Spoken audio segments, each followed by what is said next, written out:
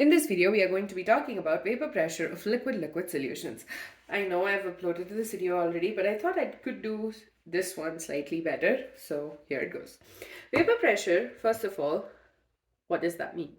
Let's assume we have a liquid A and we put in a beaker. We threw the beaker in vacuum. So here initially there is nothing. Over a period of time, you will start having a few molecules converting from liquid to gaseous phase. So this is the liquid phase, and this is the gaseous phase. So there will be molecules moving from the liquid to the gaseous phase. Okay, over a period of time, then you'll start having gaseous phase molecules in the gaseous phase coming back to the liquid phase, right? So there will come a time where there's an equilibrium that's established between the conversion of liquid to gas and gas to liquid. So the number of molecules getting converted from liquid phase to gaseous phase will be equal to the number of molecules getting converted from the gaseous phase to the liquid phase. So the pressure exerted by this gas when the liquid so the vapor pressure is the pressure exerted by vapors above the liquid surface when the gas is in equilibrium with the liquid at a given temperature. That is what we know about vapor pressure. So essentially, there is an equilibrium between the liquid and the gaseous phase, and the pressure exerted by this gas at a particular temperature when it's in equilibrium with the liquid below it is called as vapor pressure. So, and I think we learned about this last year in class 11. So I just thought it would be a good idea to recap that. So let's assume we have another liquid, B. Okay, initially the same thing would happen where you'd have molecules going from the liquid to the gaseous phase, and then there will come a point where there is an equilibrium that gets established. So what we are going to talk about in this video is liquid-liquid solutions. So in this video, we will be considering A plus B. So you have two liquids which are volatile, right? And we are going to be talking about the vapor pressure of such solutions. So we have two liquids, A and B. So obviously, initially, you'll have them both in the liquid phase. And then over a period of time, there will be an equilibrium established between the A particles, and there will be an equilibrium established between the B particles. What I mean to say that is, in this solution, the number of molecules of A going from liquid to gas, basically vaporizing, will be equal to the number of molecules of A going from gas to liquid. Similarly, the number of molecules of B going from liquid to gas will be equal to the number of molecules of B going from gas to liquid. Okay, so that is what will happen when you have these two substances. Now, obviously, the vapor pressure. Now, we have these different types of particles, right? So, the vapor pressure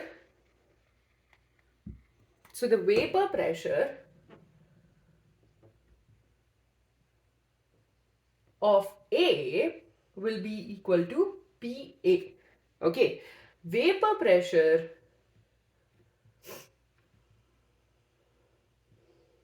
of B equals to PB, and let's take the total vapor pressure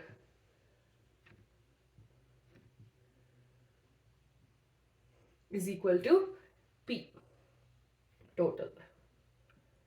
Okay, so for this particular substance, for this particular mixture of two substances, vapor pressure of A when it's at equilibrium is going to be PA.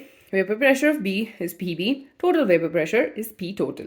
So it was actually a French chemist called Francois Marte Roult who gave us a relationship between the vapor pressure and the mole fraction.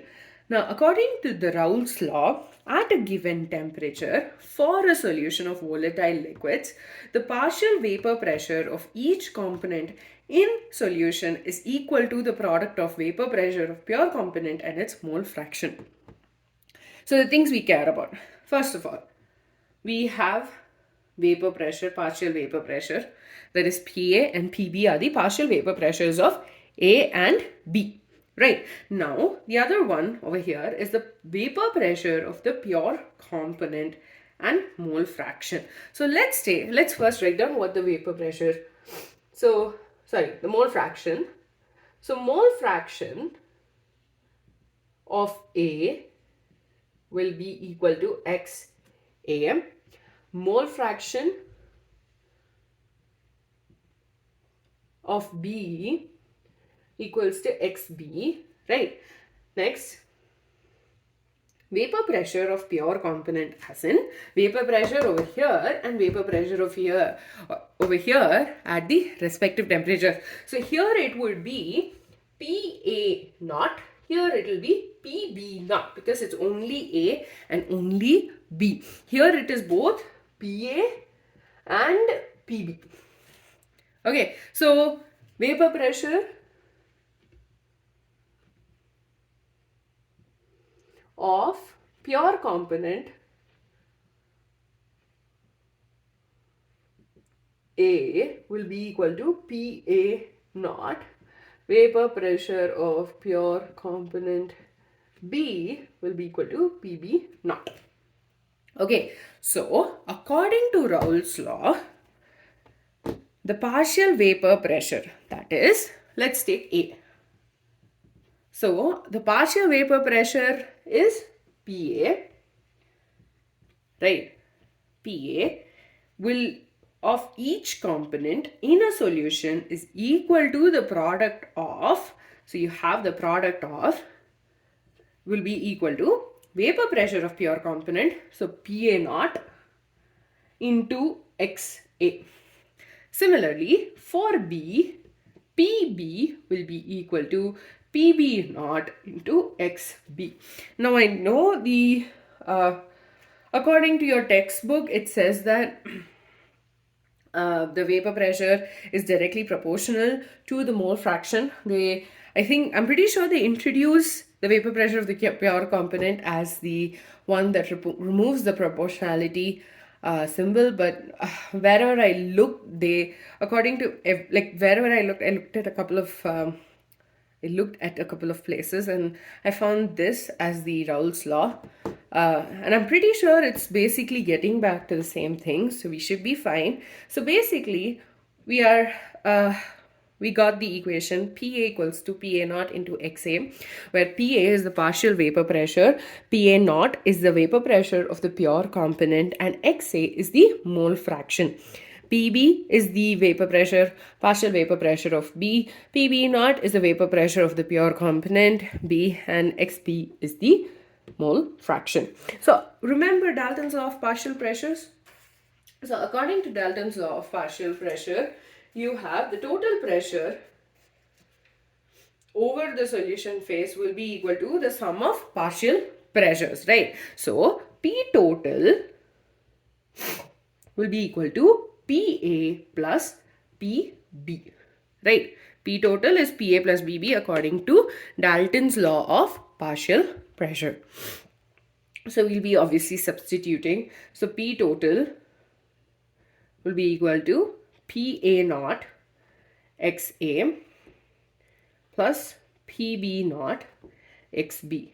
Now, since this solution consists of just two components, A and B, the mole fractions of X, that is XA and XB, will be equal to 1. So we will just substitute the value of XA as 1 minus XB. So XA equals to 1 minus XB.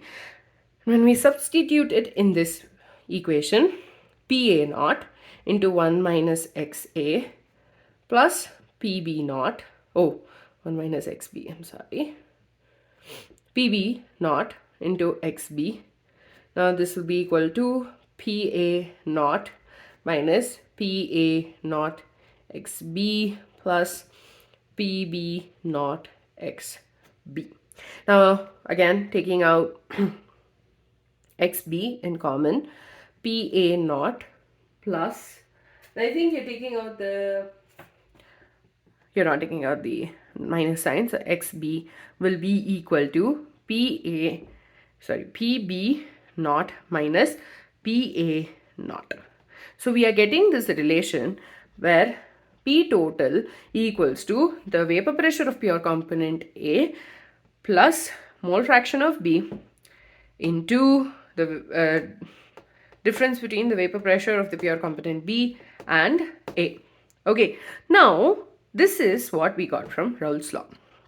I'm going to pause right here and we're going to recap what we've learned. First of all, vapor pressure. Vapor pressure is the pressure exerted by the gas which is above the liquid when the gas and liquid are in equilibrium. So basically the number of particles, number of molecules going from liquid to gaseous phase is equal to gaseous to liquid phase, and so the vapor pressure exerted by that gas is the the pressure exerted by that gas is the vapor pressure. Now we took two components, a solution containing two liquids A and B. These are volatile liquids. So initially you only have liquid, and then there will come a point where there's an equilibrium between the particles of A in liquid and gaseous phase and in liquid phase and the gaseous phase, and the particles of B which is in liquid and the gaseous phase. So basically there's a equilibrium of the particles of A with each other and B with each other. I just wanted to make sure that that was clear. So from there we know that vapor pressure, the partial vapor pressure that is exerted by A has been given as PA. Vapor pressure of B is given as PB. And the total vapor pressure exerted will be equal to P total. Now there was a person called Francois Marte Roult, I hope I pronounced his name correctly, who gave us the Raoult's law. According to him, at a given temperature for a solution of volatile liquids, the partial vapor pressure of each component in solution is equal to the product of vapor pressure of the pure components and the mole fraction.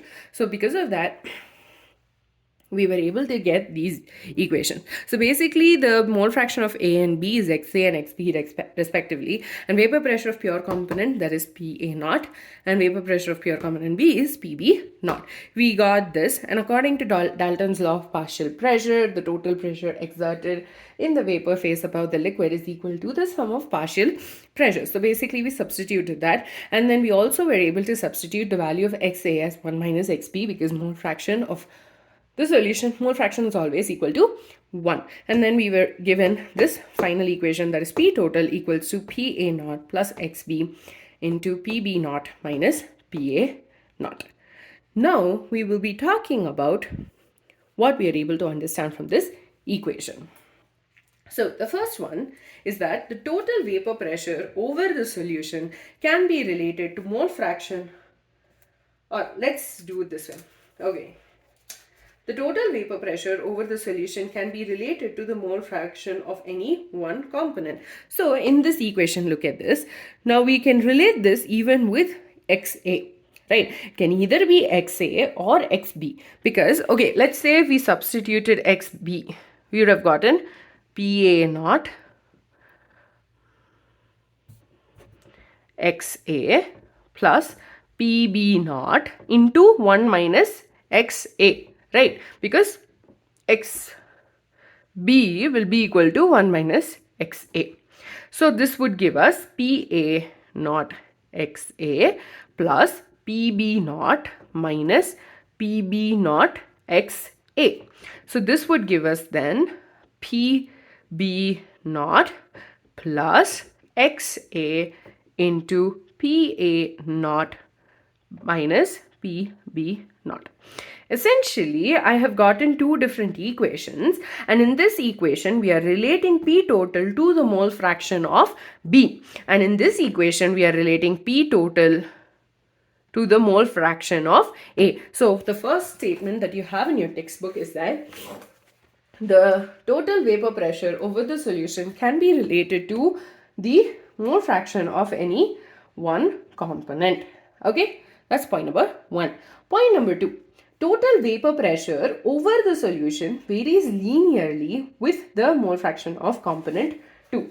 Now what this means is that basically look at this equation. According to this equation, if you notice, pA0, pB0 and pA0, all of these are constant, right? So P total will vary linearly with the value of the mole fraction, because the other parts of this equation, that is this and this, are all constant. So according to this equation, the P total is varying linearly with the value of mole fraction of B.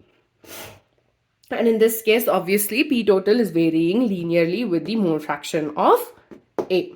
Right? That's basically what they're saying, because the other values are constant.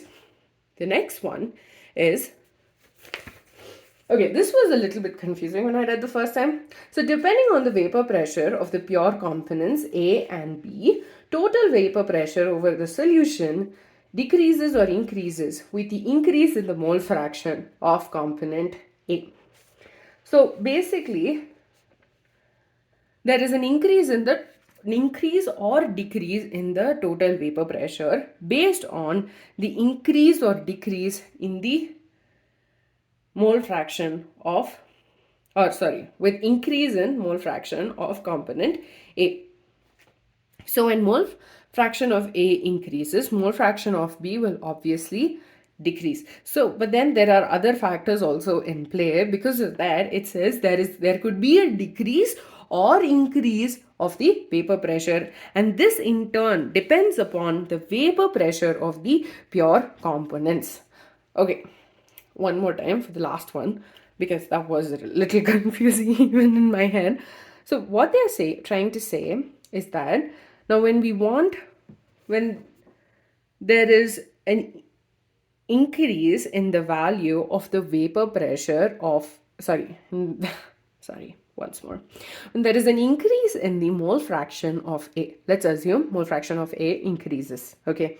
That obviously implies there is going to be a decrease in mole fraction B, because XA plus XB is always going to be equal to 1. Okay, now there is an increase in the mole fraction of A. Now, because of that, there could be a decrease or increase in the value of P total. This is because 1, 2 and 3 are all constants, and it depends upon the value of the the vapor pressure of the pure component. And that is why we are saying there is not a proper relation given. So for example, a proper one would have been, oh, okay, fine, if this value increases, that is the mole fraction is increased, then there should be an increase in the value of the total vapor pressure. But that's not the case. We are saying that when there is an increase in the mole fraction of A, there could be an increase or a decrease in P total. The reason we are saying that is because you have 1, 2 and 3 values which are constant, and depending upon these 3 values, there can either be an increase or a decrease of the value of the total vapor pressure. With that, we're done with the vapor pressure of liquid solutions. Not too fast.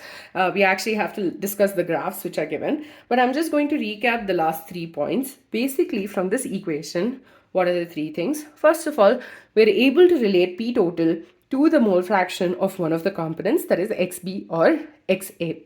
And I just did this on the side. This is the one which is given in your textbook. I believe they've called it 1 and 2. Whatever works, as long as you understand. That's the important part. Next one is that the total vapor pressure is varying linearly with the mole fraction of B, because this and this are constant values.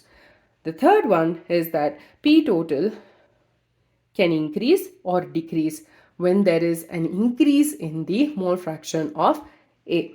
The reason we are saying that it can increase or decrease is because PA0, PB0 are constants, and because of that we cannot predict clearly if there will be an increase or decrease. There could be an increase or decrease when there is a increase in the mole fraction. So with that, of one of the components. So with that, we're done with the vapor pressure of the liquid solutions. In the next video, however, we will be discussing the graph which is given related to Raoult's law.